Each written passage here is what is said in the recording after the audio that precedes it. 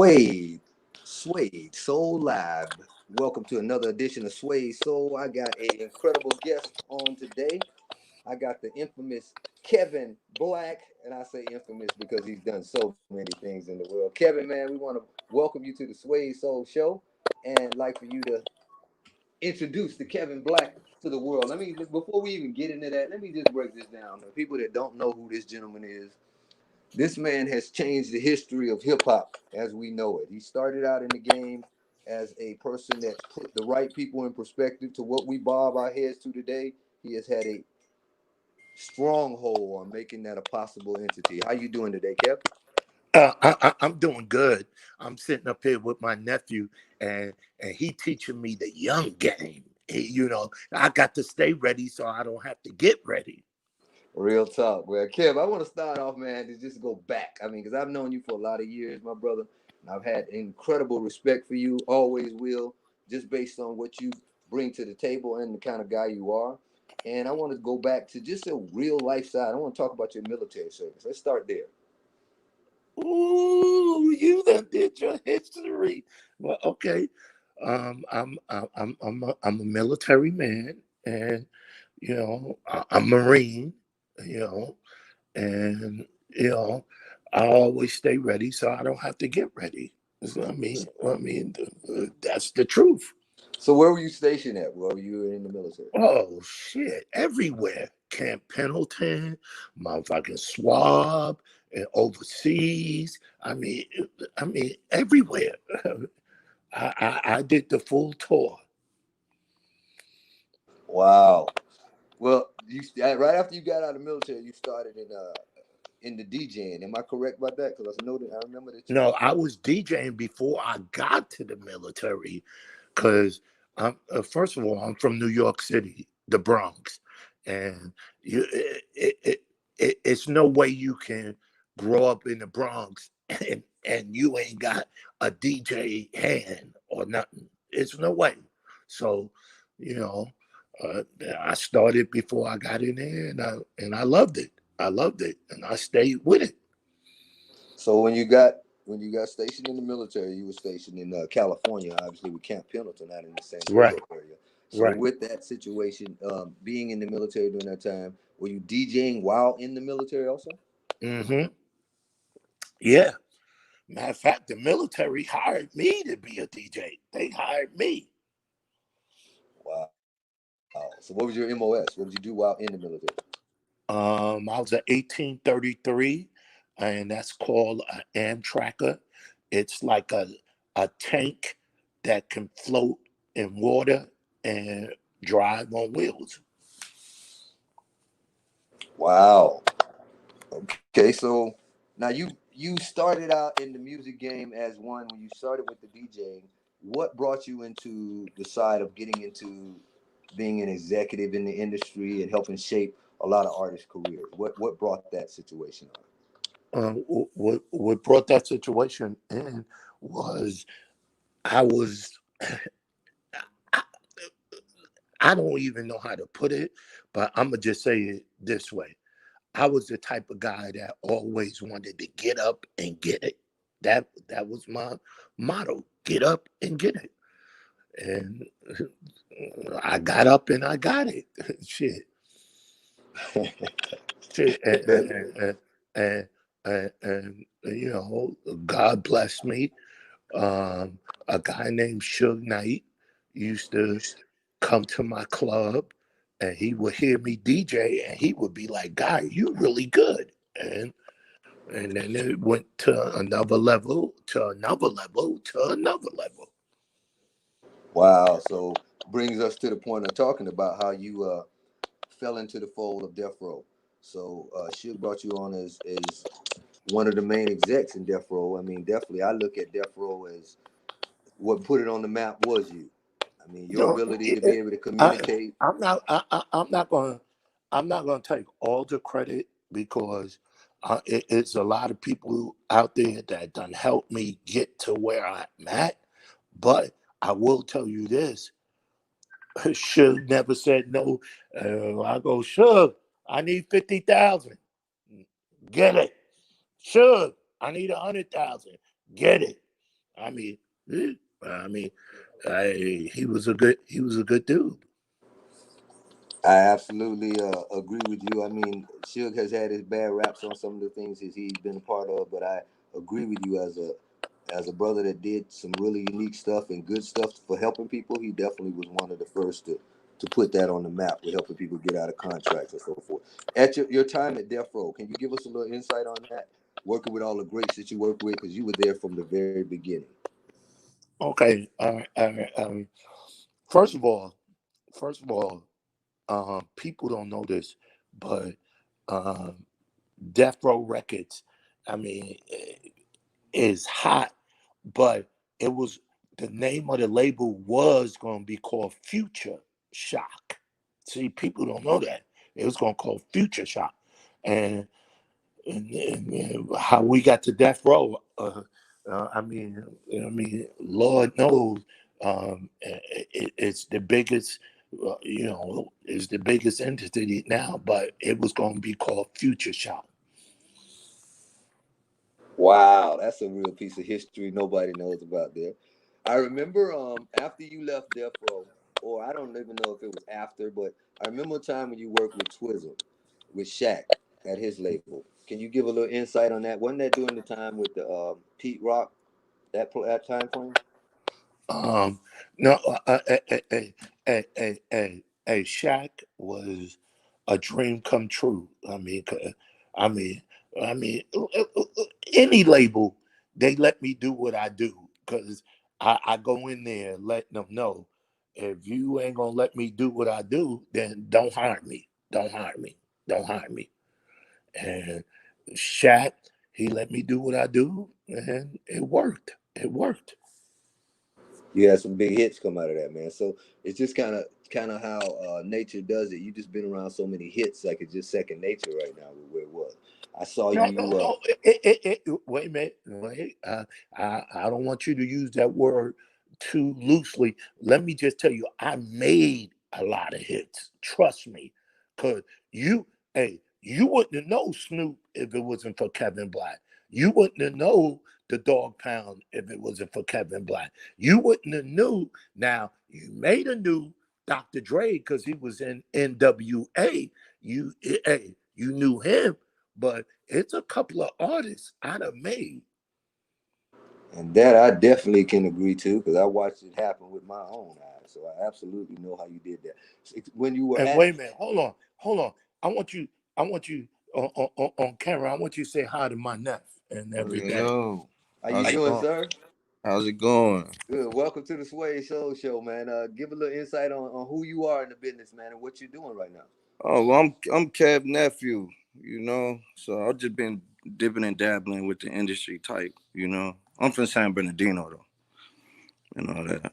So He been holding me down. Trust yeah, me. yeah. Wow. So what's your aspirations? I mean, are you looking to be more of an exec in the industry? Are you looking to be a performer? Where you going with what you're doing? Well, I DJ, and then I'm also an artist myself. So I'm pretty much just, and then I do like A&R type stuff. Like I'm messing around with everything right now. Man, that's the right way to do it. How old are you, my man? I'm 32. I just So look pretty. You feel I me? heard that. I just look pretty. Yeah, the lady said that. Hey, why don't you give a little insight on, in the industry? Give a little insight on your the ways that they can contact you if somebody want to reach you or something. You got an Instagram? Oh yeah, I got an Instagram. It's SB underscore caskets. So and the caskets is spelled with a K. I don't have no C's. It's just K. So SB, KASTIC. yeah. So it's SB underscore caskets, but with a K. Got it. Hey. And my dude, when I tell you he a real one, I, that's my nephew. I love him to death, and I'm getting ready to sign it all over to his ass because he is that motherfucker. Trust me. Well, if you saying it, Kev, I know it's real. I know, Kev. I want to go. I want to talk about another subject matter right quick because again, after you left all of that, man, you stepped it up and went over and became an exec at Warner Brothers. Can you give a little insight on what that move and transition was about? Well, okay, okay. So let's start the interview all over again. Let me do this. Ready? Going to Warner Brothers was the worst move, but the best move. If I can say, Explain that. I'm gonna explain it to you. It was the best move because I stepped up. I stepped up, and and it was my worst move because they did it. Warner Brothers is not pro black, and I'm keeping it real with you right now. It's not pro black. Warner Brothers is Warner fucking Brothers. I mean, I mean, I can't say no more. I can't say no more. Well, let's transition to this particular time where you moved into television. Remember a reality show you were on, which No, was more on Bravo. check this out.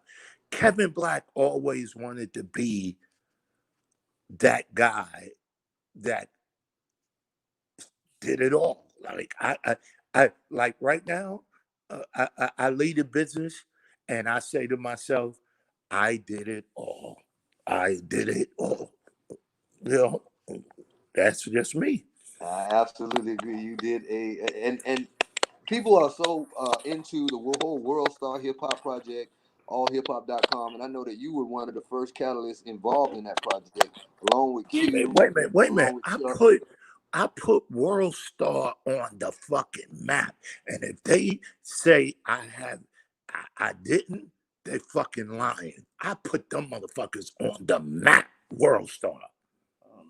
What was your in play with World Star at the time? What were you doing? Shit, I knew the owner. The owner, he died. His name is Q. Right. All right.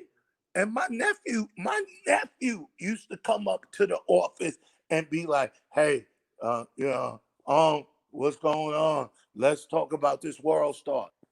He helped me put it on the map because he took me to that younger crowd. Yes. All right. Well, I know I got a question on the times that you were working at World Star All Hip Hop. What did you see as far as coming together for where it is today from what it was when you first started in there? What road path did you see of it going? You seen it being where it was today, as large as it is? Um, I mean, World Star was before its time. It's before its time. What I can't even explain it, but it was before its time, and you know, motherfuckers. I mean, I love World Star. That's what I'm gonna say. I love it. I remember a story you told one time that had to do with Eminem and about how he was sitting outside your office and he was rapping, just sitting there rapping, and you had went through some conversations with Jimmy about pushing him. Could you elaborate on that story? Because I think you know what I'm talking about. Um, When you took him to Funk Master Flex, the whole nine on that. So could you tell that story? I just thought it was so unique. I just want to say this: Eminem, he know me, I know him, and he know I'm I built his career, motherfucker, because nobody was signing a white boy at that time. Nobody. And and Eminem, but he was special. The nigga was great. He was good. And, I just sit back and I say to myself, hey, I get it. I get it. What about the 50 Cent interaction?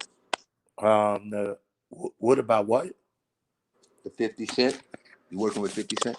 No, no. Me and 50 always been cool. Hey. But 50 got my nephew off restriction.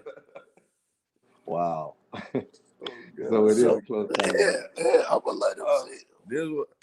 This is what happened, right? So I was at school. I was young. I was like 14. What was I? 14, 13. I was fighting at school. Yeah. And my mom's put me on restriction and whatnot. And so one day she called me and she like, you want to talk to 50 Cent? And I'm used to them calling, like Master P used to call the house phone. Used to bang, holler at my moms and all that. They was all cool and shit, mystical and shit. But so he called. She put him on the phone, and the first thing I do, I'm like, "Hey, do me a favor." So you know him, he's like, "What's up, man? It's 50." Yeah, he sounds just like it. So, "What's up, man? It's 50." So I'm like, "Hey, do me a favor." He started laughing. He like, "What's up?" I said, "Ask my mama, can I get off restriction?"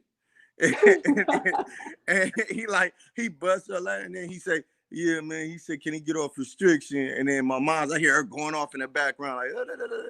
And then so he like, "Yeah, man, you can't be fighting, man." And woo, woo. I'm like, "Yeah." I'm like, "Just ask her again for me." So he asked her again, and she like, "Yeah." She said, "You good, man? You can get off restriction." I was out of there. I was like, "All right, good looking." I hung up and was gone. I was back to the Who can have that claim, man? A 14-year-old. oh Man, me. I 50 Cent fucks to with talk him 50. out of restriction. That's incredible. No, my 50 That's always very been solid. great story. Great story. Kev, on the fact of what I want to go into now is your connection and your history with the whole Urban Network family. Well, I'm gonna tell you something. The Urban Network family has always been good to me, and I love them. I mean, Arthur, oof, that's my best friend to this day. To this day, and I'm gonna say that again because I want you to repeat. Arthur is my best friend to this day. To this day, I love him. Yeah, we both do, man. So absolutely, Arthur Mitchell, he'll definitely be on here for an interview in the next couple of weeks. But he definitely is a mentor to No, me. Got me started in the business, put me in the right phase in this whole entertainment industry. So I'm not gonna say Arthur put me in the business, but I will tell you he helped my business. He understood. helped it. Okay. Kev, man, I think that your journey has been like incredible in this music game. I've had conversations with people like Suge Knight who mentioned high regards of the Kevin Black when I've talked to him recently. So Wait a minute. And no disrespect to Suge, I made that motherfucker a lot of money. I made him a oh, lot we of know money. you did. Absolutely, we know you did. I'm not gonna sit up here and play like I'm done. I made that motherfucker a lot of money. Trust me. We But all did. he let me do what I wanted to do. Sure, I need 50,000. Get it. Sure, I need 300,000. Get it. Sure, I need a 500,000. Get no. Sure, he never put no restraints on me. He always came through. That I will tell you. Wow. He told me some great stories about him and Dick Griffey at Solar Records and how all that family started to get together. You remember those days? Yeah, I was there. Nigga, I'm telling you, I was there from day one. All right. And no disrespect, Dick Griffey, no. Hey, if it wasn't for Death Row, it wouldn't have been. It, his label wouldn't have. Survived. Thank you. I understand. I ain't gonna say shit. I ain't gonna say shit, but it's a lot of shit. Death But the Row. people that don't know who Dick Griffey is, Dick Griffey was the owner of Solar, Solar, Solar Records, Sounds of Los Angeles Records, which was the home for The Deal, which included Babyface, The Whispers, Shalimar, Lakeside, all those people, and yours truly. My first record came out on Solar Records, so it definitely, Woo! yeah, And you what remember was those the days. name of your first record, nigga? Plaything. You remember that Ah! situation, man. Kevin, I remember you put me in all these positions, put me up against battling people like what's his name at the label, Danny Boy. You always put me Yeah, in these wait. positions. You know why I put you in that position? Because I knew your ass would come through like a champ. Yes, sir. Nigga. Hey, can't nobody do it like you. Can't nobody. Well, I And appreciate if a you. motherfucker tell me something different, I'll tell him shut the fuck up. Kev, I think I still didn't I give you your first email address, man? If I remember correctly, taught you how to email on the computer. I remember all the crazy things I Cause did. you know I couldn't do it. I I didn't. remember. Janae, is she still around working in the system? Yeah. Johnny is my wife. That's right. That's right. Just want to know she was still active in the game. Man, so Yeah. you're now out in Wait, LA? do you want me to get on the phone right now, nigga? Shit. I want to get her separate. I want to get her when we talk because she can tell me some 411 on you that I probably won't get from you. So that's what I want from her. Shit, because I'm telling you right the fuck now, Johnny is always, that is the love of my life. Great, great woman, man, who's definitely a part of history and a part of dealing with us. I mean, I look at all the history that I got in this game and the people that I have it with. You're definitely one of the top people in my world, my brother. And I just appreciate you and wanted to make sure that I got a chance to let the world know who you were and didn't know who you were. I mean, a lot of them do, but there's a lot of new cats that don't know and they need to know. So, Well, can I just say this? My dude, I love you, and I'm gonna always be here for you. Anything you need, I'm here for you. Okay? And I man, put I that on appreciate my you, Kevin. mama. I put that on my mama. Anything you need, call Kevin fucking Black. All right? There y'all Wait a heard minute. it here. Wait a minute. Let me call Kevin. Always bet on Black. Yes, sir. Yes, sir. Kev, you still got the website up? What's the website? And somebody want to connect and contact you? Wait a minute. Hold on, Johnny. See, now you ask me tough. See, okay. Well, you know what? I'll put that link underneath here for people to No. go and check you out. Put call Johnny because you know Kevin Black. Hey, he don't know shit. I understand. Man, we appreciate you, Kev. You out in Vegas right now still, or where you at? Yeah, I'm out in Vegas. Hey, wait a minute. Is it any other place in the world you want to be in? Vegas, nigga. This is New York. Damn. Around the money.